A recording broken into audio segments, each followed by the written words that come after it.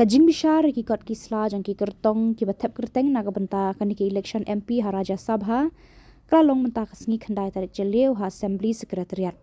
Hakani kajing bishar ki kot kisla layat hu ba ki kot kisla jang Kyrtong ki NPP James ki Sangma lap Biang hadin bara lap ba ki lap Biang lot na dong shadong.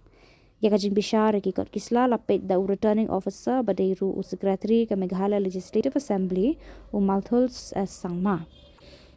Namar bamdon ki Kyrtong ba airang hakani ki election kumta ka basa manta kalong sa ki election ka bandong haka khat pra tarik manta ubnai. Yes, as part of the official process, the scrutiny took place today, and the officers of the returning officer's office, they checked all the necessary documents which I had submitted during the course of my nomination filing, and everything was found to be in order, and accordingly the scrutiny has given the go-ahead.